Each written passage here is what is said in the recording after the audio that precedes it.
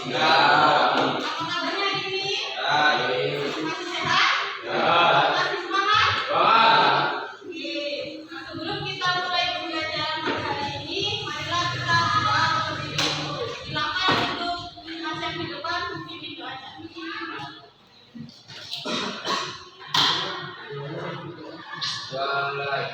Bismillahirrahmanirrahim. Alhamdulillahirabbil alamin. Arrahmanirrahim. Maliki yaumiddin. Iyyaka na'budu wa iyyaka nasta'in. Ihdinas siratal mustaqim. Siratal ladzina an'amta 'alaihim ghairil maghdubi 'alaihim waladdallin.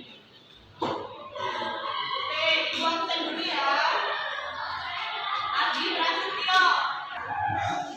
Oke anak-anak, pertemuan sebelumnya kita sudah membahas mengenai bab wakaf, yang dimana minggu lalu kita membahas 3 subbab. Apa saja? Yang pertama yaitu pengertian wakaf, dimana minggu lalu kita juga sudah membahas dasar hukum disyariatkannya wakaf dan status benda wakaf. Nah, pengertian wakaf minggu lalu itu secara bahasa berasal dari bahasa Arab, yaitu waqafa, yang berarti berhenti atau menahan. Itu secara bahasa. Sedangkan secara istilah, wakaf itu adalah sejenis pemberian yang pelaksanaannya dilakukan dengan jalan menahan barang yang diwakafkan untuk dimanfaatkan lebih lanjut oleh halayak umum. Nah, contoh dari wakaf yaitu misalnya mewakafkan sebidang tanah untuk dijadikan masjid atau tempat-tempat bermanfaat lainnya untuk kepentingan umat muslim. Kemudian minggu lalu kita juga membahas mengenai dasar hukum disyariatkannya wakaf, yaitu ada dalam Quran surat Ali Imran ayat 92, Al-Baqarah ayat 261.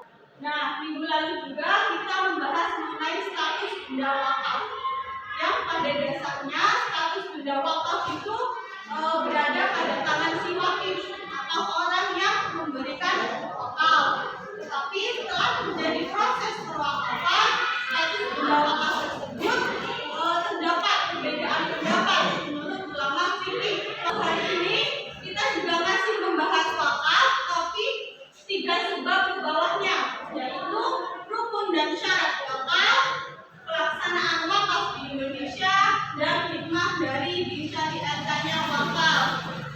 Oke anak-anak, untuk mengetes materi minggu lalu, coba kamu kemarin wakaf secara bahasa artinya apa? Tuliskan kemarin apa artinya? Mas, dasar hukum disyariatkannya wakaf kemarin ada dalam Quran surat apa? Tadi ibu sudah menyinggung sedikit, mengulas sedikit materi yang kemarin. Berapa ayat? Yang Al-Baqarah itu ayat 260. Kalau yang Al-Imran? Nah, status benda wakaf itu pada dasarnya dia ada di tangan siapa? Nah, ya anak-anak, perhatikan di depan ya, jangan ngobrol dan silakan ditulis. Materi yang pertama yaitu rukun dan syarat wakaf. Rukun dan syarat wakaf itu terbagi menjadi 5. Ya, ingat-ingat 5. Wakif adalah orang yang mewakafkan hartanya. Nah, jika kalian ingin mewakafkan harta, itu ada syarat-syarat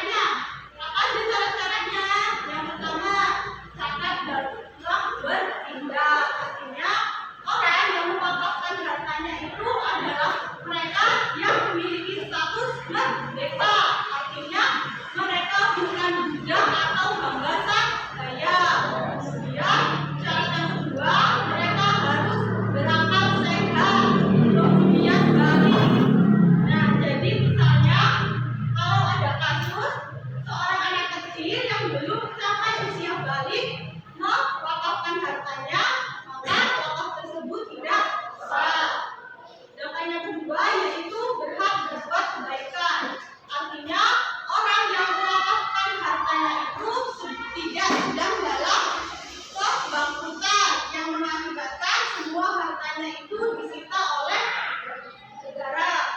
Dan yang terakhir yaitu tidak adanya paksaan oleh pihak manapun. Itu syarat-syarat dari praktis. Silakan ditulis. Mauquf adalah barang yang diwakafkan. Barangnya, kalau tadi wajib itu orangnya, wakif itu orangnya, kalau mauquf itu barang yang diwakafkan. Ada yang ditanyakan terkait rukun dan syarat wakaf?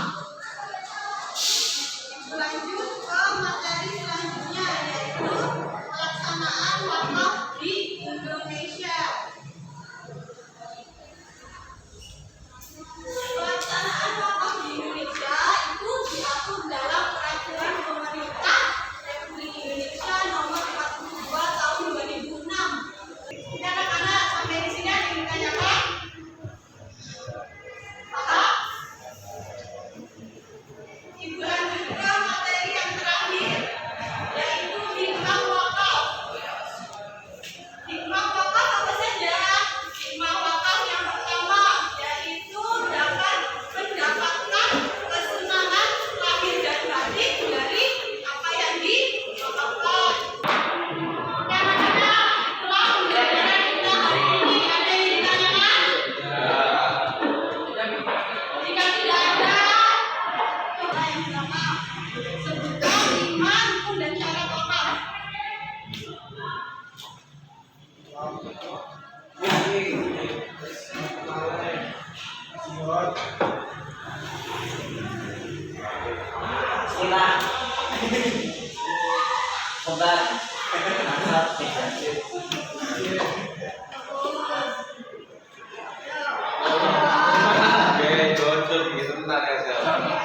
Peraturan pemerintah RI yang menjelaskan pewakafan di Indonesia. Ada di dalam nomor berapa dan tahun berapa? Bentar. Coba sebutkan salah satu hikmah wakaf. 100. Oke anak-anak, ada yang bisa menyebutkan pembelajaran kita hari ini apa? Ya, hari ini kita belajar mengenai bab wakaf, yaitu rukun dan syarat wakaf. Ada 5. Yang pertama, Wajib.